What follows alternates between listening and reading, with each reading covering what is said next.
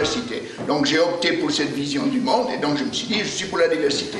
L'artiste volubile Ben n'est pas seulement un décorateur de trousses et autres articles scolaires à vil prix, et ce scribe chatouilleur d'art dont l'œuvre est un graffiti sans fin.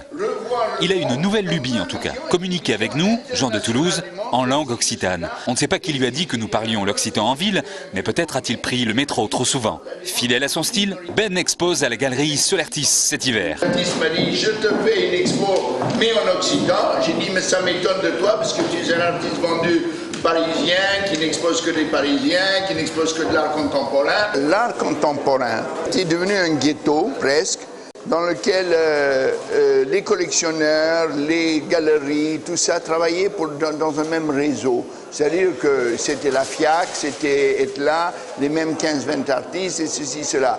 Et moi je me suis dit, bon, la diversité là-dedans, est-ce que les bourgeois occitans vont un jour avoir le courage de mettre au mur chez eux un tableau en occitan qui contient le même texte que j'aurais écrit en français ou en anglais. Ça veut dire que donc il y aurait tout simplement une honte de la langue. Est-ce qu'ils ont dépassé cette frontière de la honte de la langue? Est-ce qu'ils seront fiers la prochaine fois qu'un Parisien vienne et dise ouais, tu n'as pas compris, mais c'est ma langue. Mais il dit comment ça après c'est d'art ou pas? Comment savoir si c'est de l'art ou pas? La diversité c'est quoi? La diversité c'est les langues. La langue c'est quoi? Chaque langue est une vision différente du monde. Moi, ce qui compte, c'est le message. La nuit, je pense à quelque chose. Tiens, les femmes sont belles. Hop, j'ai envie d'écrire les femmes sont belles sur un tableau. Et voilà, alors j'écris les femmes sont belles. Maintenant, si je suis en Angleterre, je veux l'écrire I like looking at women. Si je suis en Turquie, je vais l'écrire peut-être en turc parce que moi, j'aime communiquer. L'essentiel, c'est de communiquer. Communiquer avec... D'ailleurs, je préfère les galeries qui ont une vitrine sur la rue que les galeries qui sont en étage. Pourquoi? Parce que j'adore le passant qui passe, qui regarde par la vitrine et qui dit qu'est-ce qu'il veut dire là. Mais j'essaie de communiquer avec la langue du pays. Donc je respecte la diversité et j'ai envie que ma participation, c'est d'apporter un message, une idée qui me plaît. Tiens, presse, partira. Le coraggio che conta. Ça, c'est un italien, je me suis trompé, c'est un tableau que j'avais exposé à Milan, j'ai cru que c'était un occitan, je l'ai amené. Moi, je suis pour les langues communes. J'aime bien les langues internationales, mais je suis pour le bilinguisme et le trilinguisme.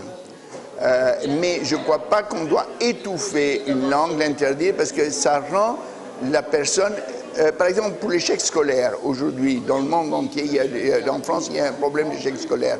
Ça vient de ce qu'il y a une vision républicaine de l'enseignement qui est le moule.